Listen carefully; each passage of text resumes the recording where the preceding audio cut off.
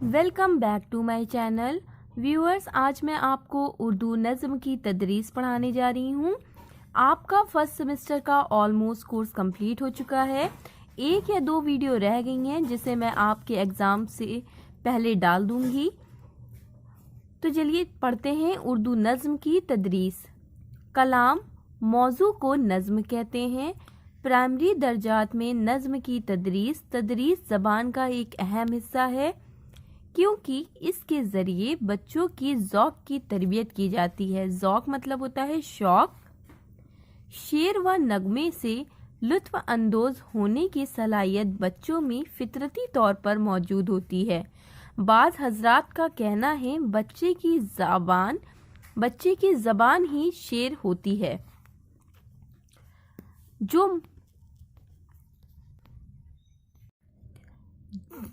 जो जज्बात अल्फाज के ज़रिए अदा हों वो शेर होता है। शायरी दो तरह की होती है, पहली दाखिली, दूसरी खारजी। दाखिली शायरी क्या होती है?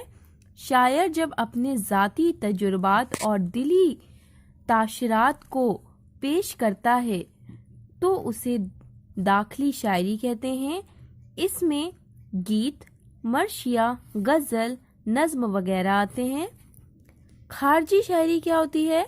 ऐसी शायरी जो अमूमी हकीकत को पेश करती है, उसे खारजी शायरी कहते हैं।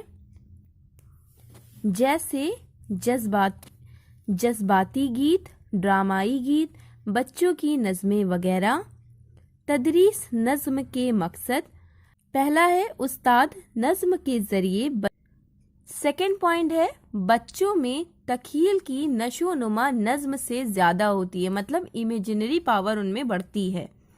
बच्चों में नज़्म के ज़रिए पढ़ाई का शौक़ पैदा होता है। चौथा पॉइंट है नज़्म तदरीस से बच्चों में अदब, ज़ौक़ व शौक़ पैदा होता है। नज़्म के ज़रिए नेक्स्ट पॉइंट है नज़्म के ज़रिए तुलबा में हुब्बुल वतनी का जज्बा पैदा किया जा सकता है। अगला पॉइंट है नज़्म तदरीस का मकसद तुलबा को नज़्म के अशआर मुअस्सर अंदाज में पढ़ाकर लुत्फ़ अंदोज़ होना है।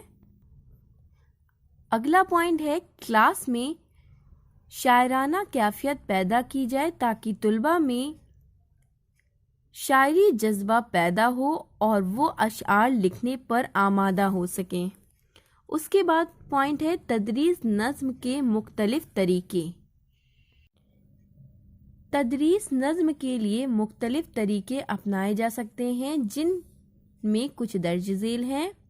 गनाई व अदाकारी का तरीका, सेकंड है अफ़हाम व तफ़हीम का तरीका, थर्ड है मुकालमे का तरीका, फोर्थ है तशरीह का तरीका, फिफ्थ है मवाज़ने का तरीका, सिक्स्थ है तनकीद व लुत्फ़ अंदोज़ी का तरीका। इस तरह से आपकी उर्दू नज़्म की तदरीस टॉपिक कंप्लीट होता है।